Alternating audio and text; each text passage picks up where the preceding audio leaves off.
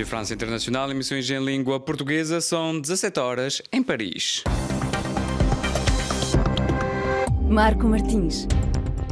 Começamos este jornal com a atualidade na África lusófona. Arrancou esta quinta-feira em Luanda o 13º Congresso Ordinário da UNITA, que elege no próximo sábado, 4 de dezembro, o novo presidente em resposta ao chumbo do Tribunal Constitucional que anulou a liderança de Adalberto Costa Júnior. O relato é do nosso correspondente em Luanda, Francisco Paulo.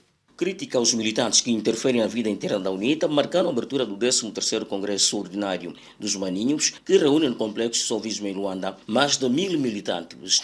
Isaías Samakuva, líder cessante da União Nacional para a Independência Total de Angola, avisou que quem atentar contra os pilares da unidade e da identidade da UNITA não terá sucesso. Este Congresso só será útil se servir também para consolidar estratégias que nos permitam também sair das águas turvas e lodosas. Precisamos de identificar bem o nosso adversário para que não abramos fissuras nas nossas próprias linhas. Quem procurar atentar contra os pilares da unidade e da identidade da UNITA não terá sucesso. Por sua vez, Adalberto Costa Júnior, o único candidato que concorre à sua própria sucessão, depois do acordo do Tribunal Constitucional ter anulado o Congresso de 2019, mostrou-se expectante quanto à realização do conclave, que para ele está a ser acompanhado por muitos angolanos preocupados com o futuro do país. A expectativa é positiva. Este é um congresso que temos que o fazer e que certamente está a ser hoje o olhar de muito angolano, dentro e fora do país. Estão todos à espera que tudo corra bem, a olhar para o futuro. De Luanda para RFI, Francisco Paulo. Cabo Verde volta a exigir teste negativo da Covid-19 para entrar no país. A medida surge na sequência da nova variante do coronavírus, Omicron, que assola alguns países tanto na Europa como em África e no continente americano. O relato é de Odeir Santos, o nosso correspondente.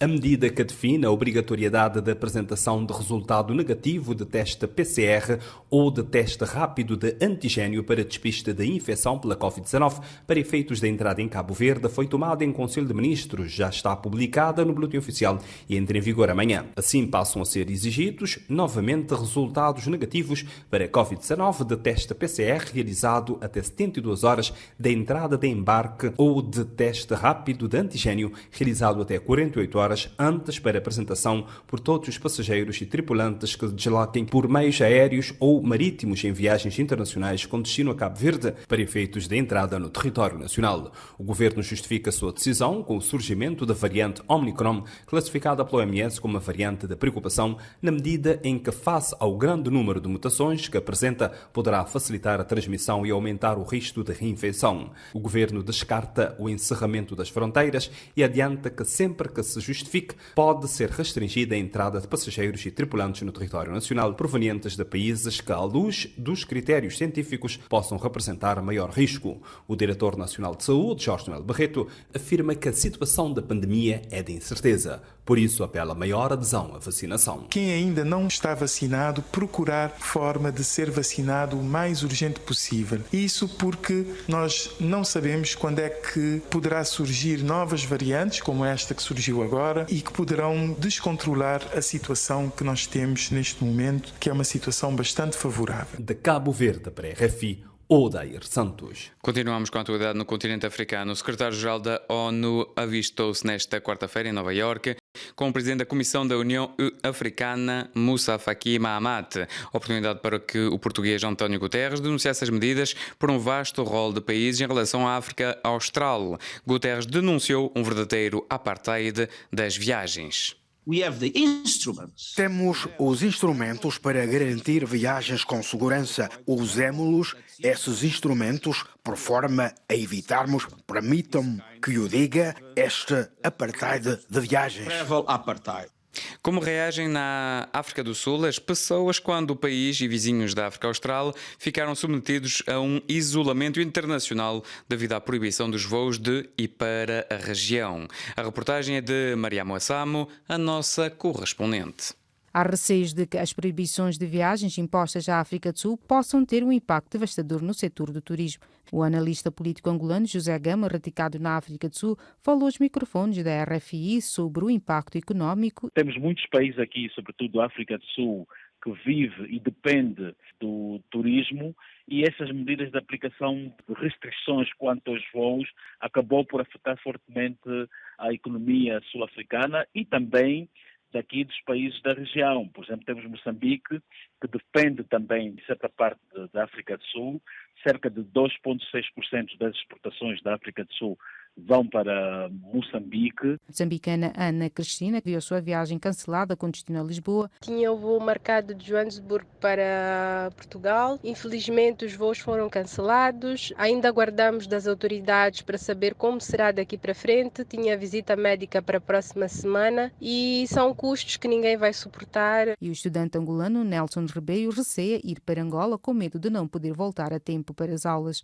Para nós estudantes angolanos aqui na África do Sul, o impacto é muito mau. Só temos férias de um mês e depois retornamos às aulas em janeiro. Então, não sei se vale a pena ir para casa. No entanto, o presidente sul-africano Cyril Ramaphosa instou os países que proibiram as viagens à África Austral a reverterem estas decisões. De Joanesburgo para a Rádio França Internacional, Maria Moassamo. São Tomé, 102.8 FM. Prosseguimos com a atualidade internacional. No âmbito da sua visita a Chipre e à Grécia, o Papa Francisco vai abordar com as autoridades dos dois países a questão dos refugiados e dos migrantes. De acordo com Cristina Nascimento, jornalista da Rádio Renascença, que se encontra em Nicósia, a questão migratória deve dominar a agenda do chefe da Igreja Católica.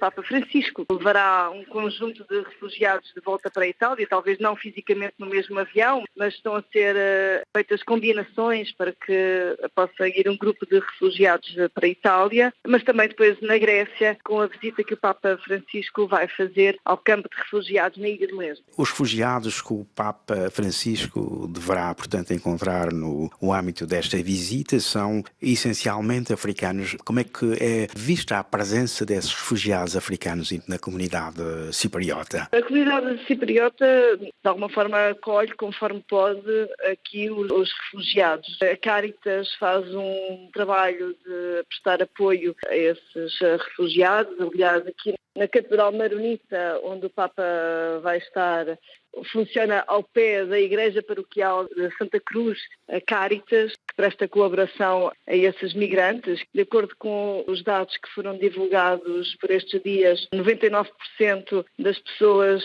que a Caritas no Chipre ajuda têm, de facto, esse passado de migrantes. Em 2019 registavam-se 2.300 beneficiários da Caritas do Chipre. São números de 2019 e de 2020, mas durante este ano de 2021 são cerca já de 1.500 mais e portanto é um número que parece crescente. No futebol, o Paris Saint-Germain, com Lionel Messi a titular, empatou sem golos frente ao Nice, na capital francesa, no jogo a contar para a 16ª jornada do campeonato francês. No fim do encontro, Walter Benítez, guarda-redes argentino do Nice, estava satisfeito com o resultado obtido perante o PSG. Uma partida difícil em que eles têm grandes jogadores. Nós tentamos jogar, tentamos segurar o esférico, não deixá-los ter a posse de bola porque eles têm excelentes jogadores. Acho que fizemos um bom jogo. Cometemos alguns erros, também criámos algumas oportunidades para marcar, mas regressamos a casa com mais coisas positivas do que negativas. Depois, individualmente estou contente, estou feliz com o jogo porque ajudei a equipa. Isto será sempre o meu objetivo. Estou também feliz pelos esforços que fizeram os meus colegas de equipa e pelo resultado que alcançamos, porque jogámos em Paris contra os melhores do mundo, contra Mbappé ou contra Di Maria, grandes futebolistas que podem fazer a diferença a qualquer momento.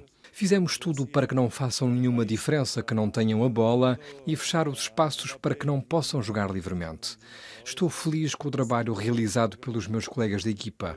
Foi um bom ponto alcançado porque quando jogas fora, queres sempre ganhar, obviamente, mas se consegues alcançar o empate, pelo menos regressar a casa com um ponto, é algo positivo.